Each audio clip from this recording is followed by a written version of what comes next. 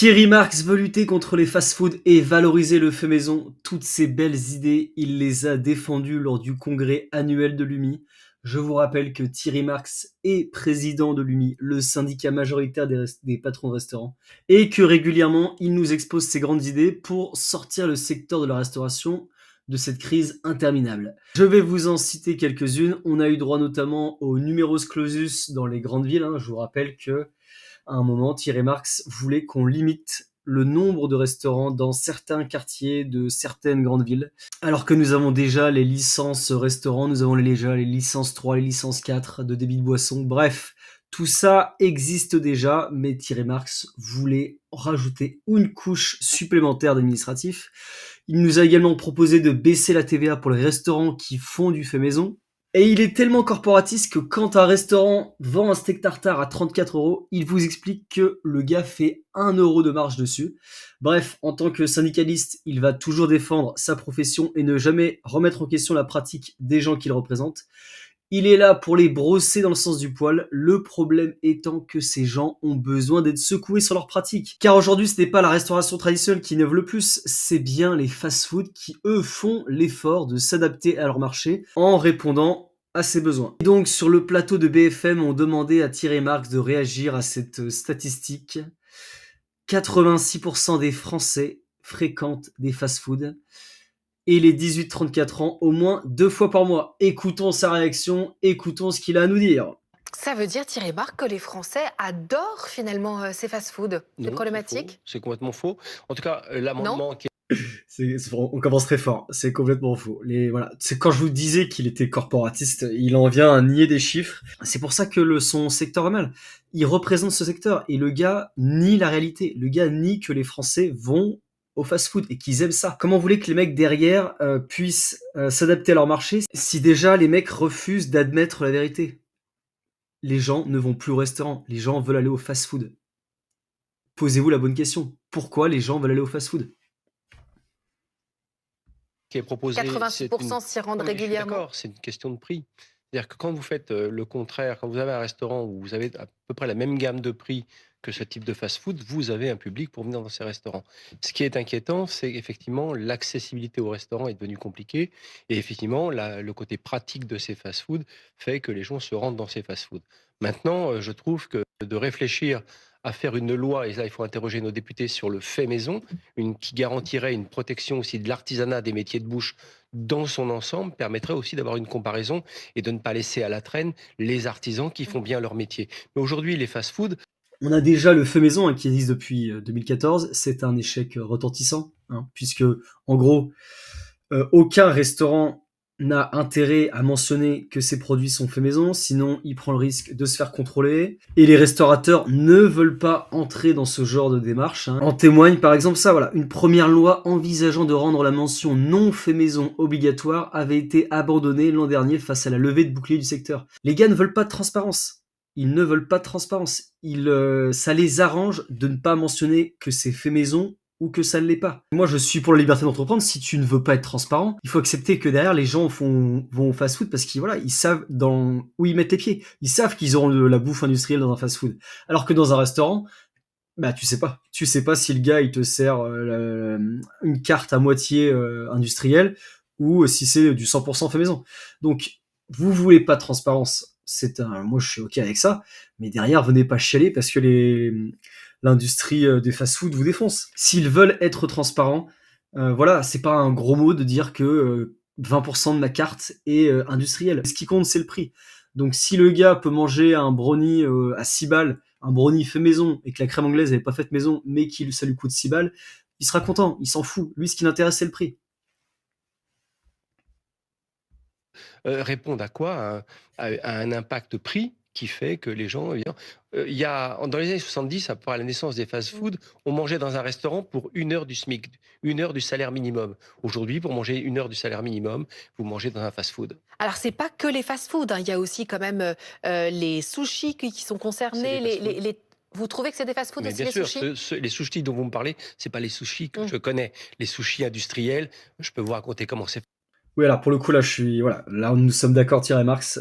Les fast-food, ça se limite pas uniquement aux enseignes de burgers américains. Voilà, toutes les enseignes de sushi, c'est du fast-food. Les pizzas, c'est du fast-food. Les buffets à volonté, c'est du fast-food. Et vous avez même certaines boulangeries qui le sont aussi. Donc oui, là-dessus, Thierry Marx, nous sommes d'accord. Fast-food Et les aussi bien que sandwichs les et les tacos. sandwichs en Les boulangerie? sandwichs en boulangerie, quand c'est une boulangerie qui fait du fait maison, ça peut être de la cuisine dans du pain et de Mmh. façon qualitative. Quand c'est une marque qui développe tout un tas de produits, moi je vois des marques de sandwich où il y a 36 intrants dans certains sandwichs. Mmh. C'est beaucoup, c'est beaucoup. Donc à un moment donné, de poser la loi, et notamment une loi sur le fait maison où on reconnaisse l'artisanat, ce serait important. Ok, d'accord, Thierry Marx. Bon, de toute façon, voilà, on a déjà dit ta fameuse loi, ton secteur n'en veut pas. Voilà, les restaurateurs ne veulent pas être transparents et laissons-les gérer ça. Arrêtons d'imposer des choses aux gens. Si les mecs ne veulent pas être transparents, laissons-les gérer la transparence de leur restaurant, c'est tout. À cette vidéo, vous avez en fait un article dans lequel il y a des choses plutôt intéressantes que je voudrais vous faire remonter.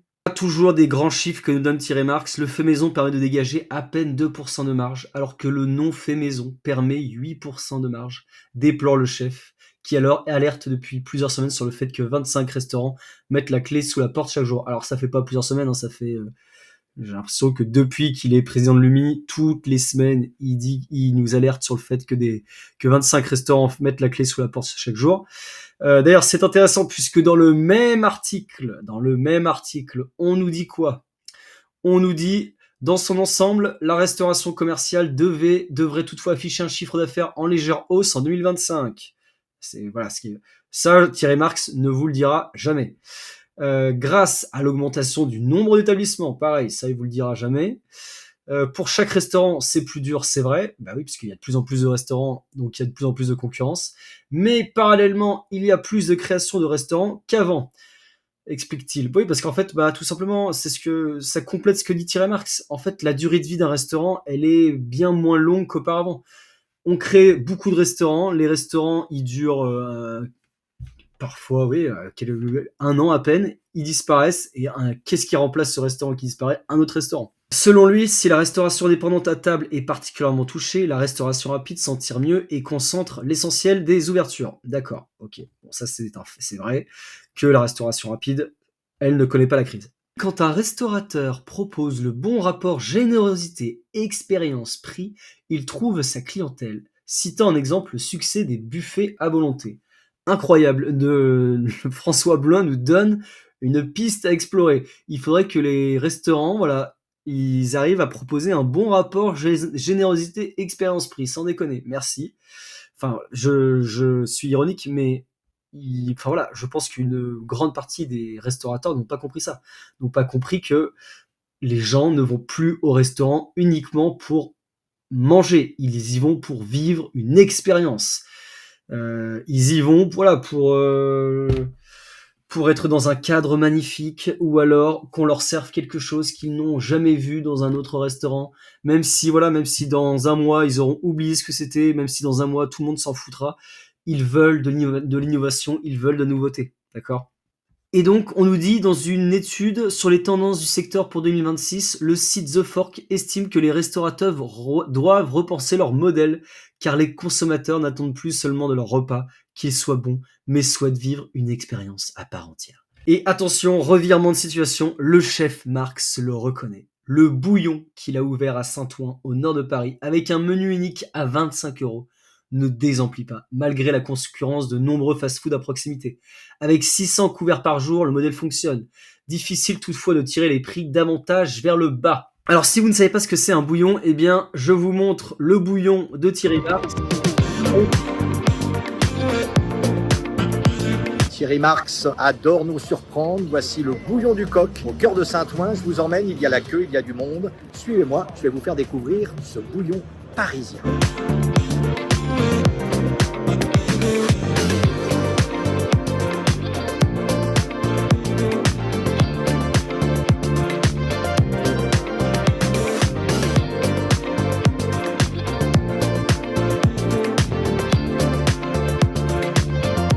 Bon voilà, vous l'avez vu ce que c'est un bouillon. Le concept du bouillon parisien, c'est vous faites énormément de couverts en proposant des plats simples, traditionnels, mais faits maison. Vous avez pu voir œuf mimo, macédoine de légumes, le poulet frites, le chou à la crème, enfin voilà, la blanquette de veau.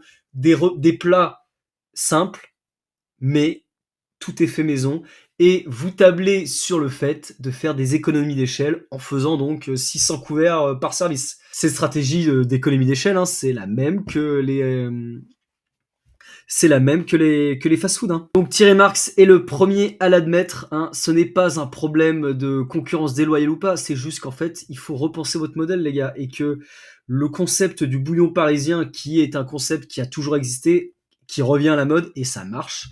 Parce que voilà, vous avez le prix qui est faible. Vous avez l'expérience client. Voilà, vous allez souvent... Alors là, c'est pas le cas. Mais les bouillons parisiens, c'est souvent des endroits dans leur jus, dans des anciens bâtiments, dans des beaux bâtiments, du 18e, du 19e, d'accord, en plein cœur de Paris. C'est ça qui m'embête avec lui, c'est que c'est un businessman, que ça l'empêche pas d'innover et de plonger dans les recettes qui marchent, dans les recettes business qui marchent, mais par contre, sa casquette de président de l'UMI lui fait dire des choses qui sont totalement incohérentes avec sa vraie façon de penser. Le gars, il vous ouvre des bouillons qui marchent, il vous montre que lui, il s'adapte au marché, que ça peut marcher, un restaurant tradit à bas prix, mais il va vous dire derrière que non, il faut que les fast-foods soient une TVA supérieure à la tradition, que sur un plat à 22 €, il vous reste 40 centimes de marge quand vous le faites maison. Enfin bref, laissez tomber. Enfin voilà, ce gars est un corporatiste. Il ne veut pas bousculer sa profession. Il préfère les brosser dans le sens du poil. Je sais pas pourquoi. Je sais pas ce qu'il y a en jeu. Peut-être qu'il n'a pas le courage politique. C'est catastrophique. Et voilà, tout en continuant à dire que ce genre de choses, il nous dit quand même que l'UMI souhaite aussi généraliser son permis d'entreprendre, un dispositif de formation en gestion et comptabilité pour les restaurateurs, pour tenter d'enrayer les faillites. Voilà, tout ça, voilà, ça veut tout dire. Ça veut bien dire que s'il y a une crise de la restauration, c'est que les restaurateurs sont aussi de mauvais gestionnaires, d'accord ? C'est pas que le problème d'une concurrence déloyale des fast-foods.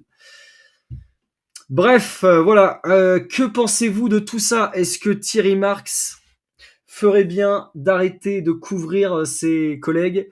Est-ce qu'il ferait bien de les bousculer un peu ? Qu'en pensez-vous ? Est-ce que les restaurateurs peuvent sortir de cette crise en étant innovants, en étant de meilleurs gestionnaires ? Ou est-ce que la restauration rapide est une concurrence déloyale, qu'il faut absolument les massacrer, qu'il faut les interdire, qu'il faut les taxer ? J'attends votre avis en commentaire. Je vous dis à très vite.